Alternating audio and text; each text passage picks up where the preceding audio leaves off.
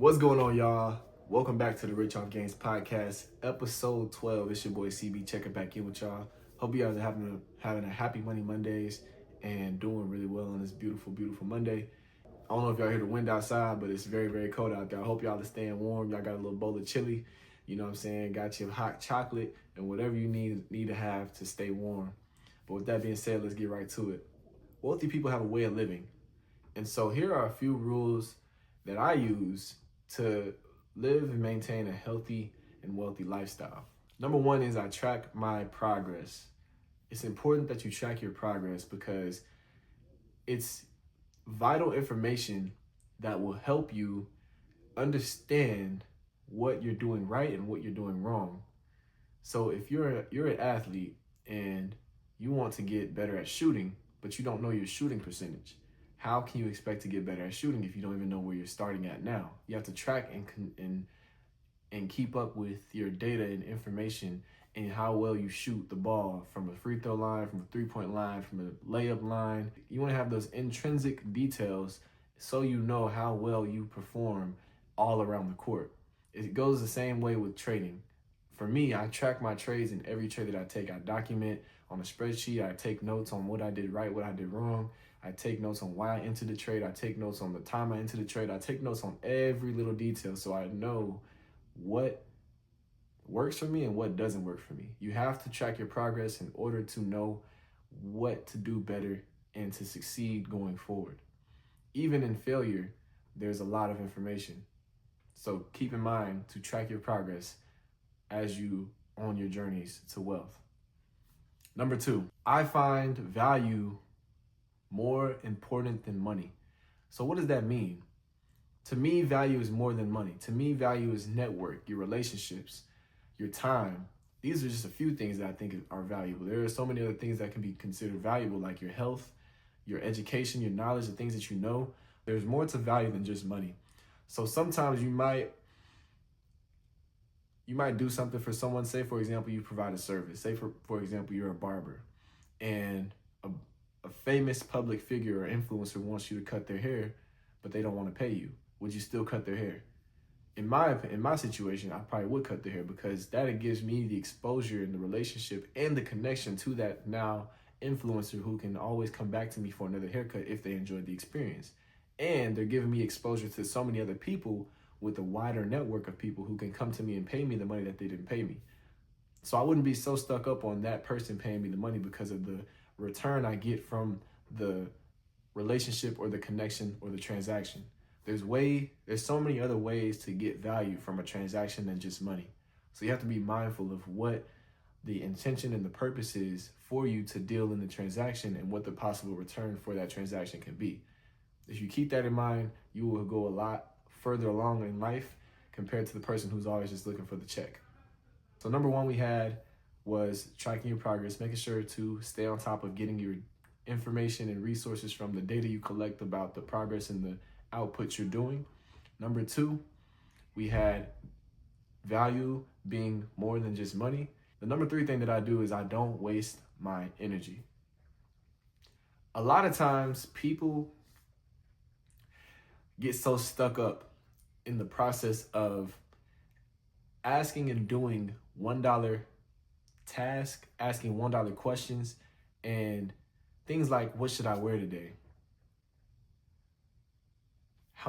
Where's the cheapest gas station? These are low-hanging fruits to not only keep you where you're at, but not allow you to see successful outcomes because your mind is fixated on the low-hanging fruit and the low-hanging questions, the questions that are not going to move the goal, are not going to move the needle for you to get where you want to go. You have to ask yourself $100,000 questions, like how much of a return can I get on this investment? Is this a good networking event? Should I go to this city to go meet this person? How can I get in front of these people that I know will buy my product? Things like that will help you move the needle compared to the $1 low-hanging fruit questions. So you have to not waste energy on all the little tasks that don't add up or equivalent to the bigger task at hand that can help move the needle for you. So these are just a few ways and things that I do to help stay in a wealthy mind space and to help continue to be wealthy in my actions and the things that I'm doing. Hopefully that helped you guys a little bit. If so, comment below. Let me know what your thoughts are on those three things. With that being said, let's move on to the next topic. Day trading tip of the week. It's important that you make sure to backtest your strategy. In other words, practice, practice, practice. Do all the backtesting in the world so you can perfect the skill that you're trying to perfect. Showing up and putting in the work gets you a lot further than just relying on the skill by itself.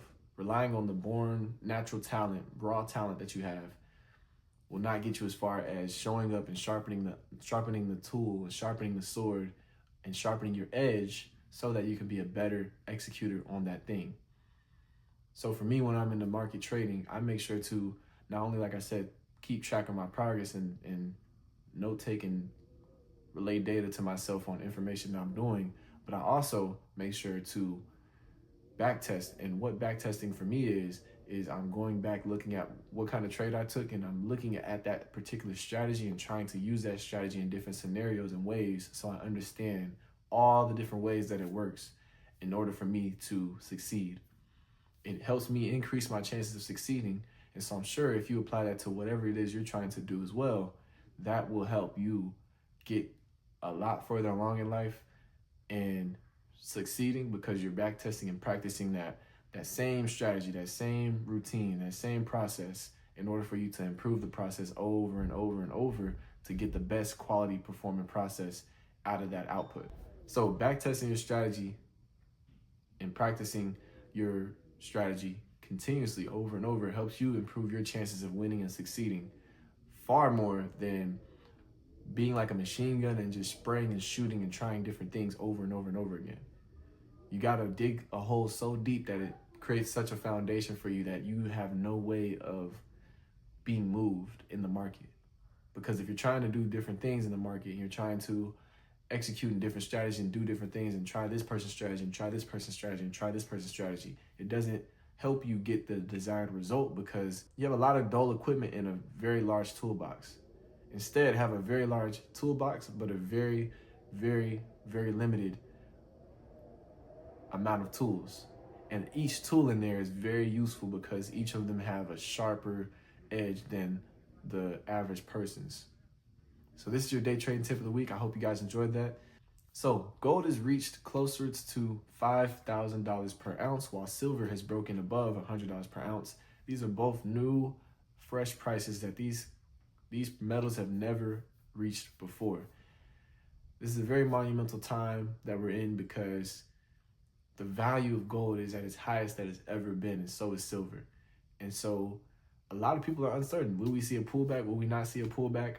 In my opinion, I definitely think we'll see a pullback. I definitely think that it's overdue for a pullback. However, it's just due to the demand and the uncertainty in the geopolitical space that these metals have continued to rally and go higher and higher and higher.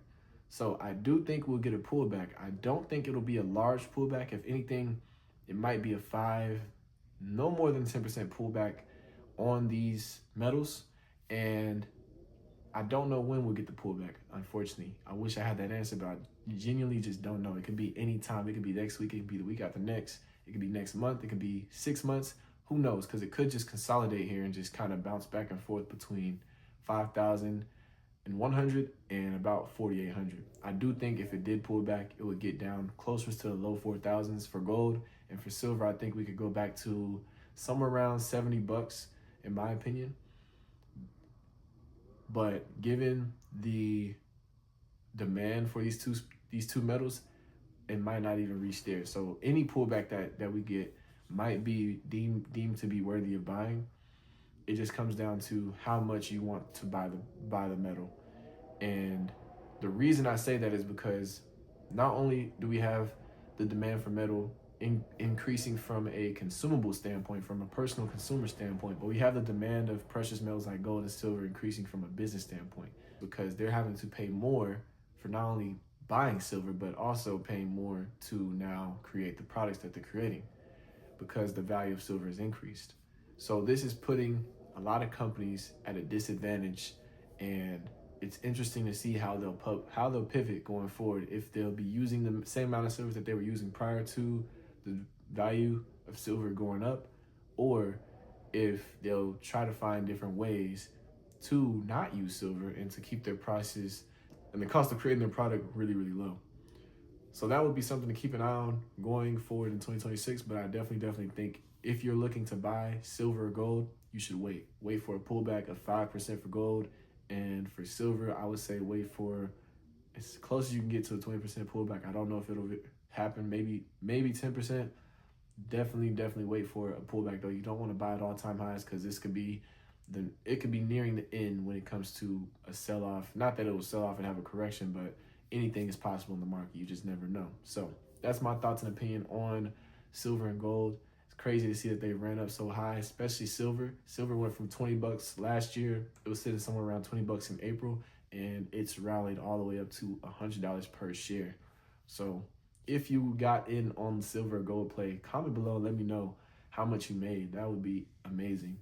I did not get a lot of gold or silver, little to none, honestly. I didn't buy as much as I wanted to, but we do have a little bit of gold and silver. You know, we got the little chain on, you know what I'm saying? Got the gold right here, but yeah, we didn't get enough gold and silver, unfortunately, man. So I definitely wish that I was able to buy more. But in the event that they have a pullback, best believe I will be buying some.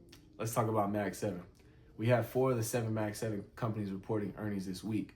We have Apple, we have Microsoft, we have Meta, and we have Tesla.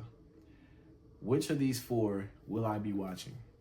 I'm watching all of them, I'm not gonna lie, because we've had such a slow growth, really a slow start to the year with tech. Tech is the slowest sector of 2026, one of the slowest sectors of 2026, and so I will definitely be keeping an eye on how well these companies report their earnings going into this week, because those are the major leaders of the tech space. And so I want to see how they're reporting, how investors are responding to the reports, and if they'll continue to slow down or if they'll start to rally. So I definitely will keep an eye on all of them. In particular, I want to see Meta continue to grow. It's had a little bit of a bounce back since its earnings report last time, because that last earnings report it had, Meta did have a sell-off due to the guidance that Mark Zuckerberg and the team gave on their market spend, their capex and what they plan to be spending money on going forward. So I definitely will be keeping an eye on Meta specifically, but all the companies are worth watching. And another company that I would recommend watching as well is a company called SanDisk, and their ticker symbol is SNDK. Now, SanDisk is a storage memory company who used to be with, I believe it was WDC. I can't remember the actual company's name, but WDC was the company's name. They split off and SanDisk became its own individual company, and since then it has been running all the way up to $500.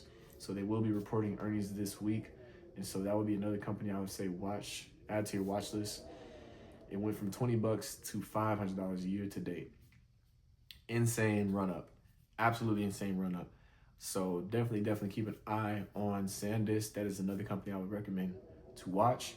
And yeah, if they get a pullback of anything erratically to, I gotta look more into it, honestly. I gotta see if they're overvalued at the current price or if they're undervalued at the current price, because they're, like I said, a memory storing company. They store memory for all things AI, and there's not a lot of competitors that they compete with in that space other than Microsoft. You know, Microsoft has a cloud storing company as well. So I definitely think that SanDisk is a company worth watching and keeping an eye on. If we get anything close to 20 to 40% of a pullback, that's an immediate buy in my opinion, but I definitely just want to see how much higher can this company go and grow going into 2026. So yeah, those are the companies that I have an eye on this week. Comment below which companies you guys are watching coming up this week, and let me know your thoughts on what companies you guys are looking to buy more shares of. But with that being said, I just want to give grace to God. Thank you, Father God, for another day that was not promised. Thank you for blessing me with the ability to bless these people with this amazing content and giving education and knowledge and advice on my journey and what I have going on. I just want to give thanks to God for those things, because without him, none of this is possible. And make sure to always remember that whatever you do, seek wisdom and seek an understanding to better yourself, better your family situation, better your future self's generation, your future family's generation, so that you can leave something that's meaningful behind for other people to embrace and use. That's what I'm here for. That's what I'm here to do. That's why I make this content. I make it so others can embrace it and use it for themselves, and to learn and absorb knowledge and learn things and go forward with a confidence in themselves to do things like invest in the market and start their own business or whatever it is they choose to do. So with that being said, I hope you guys enjoyed this content. This is your boy CB. I'll see you guys next Monday. Happy Money Mondays. I'm checking out.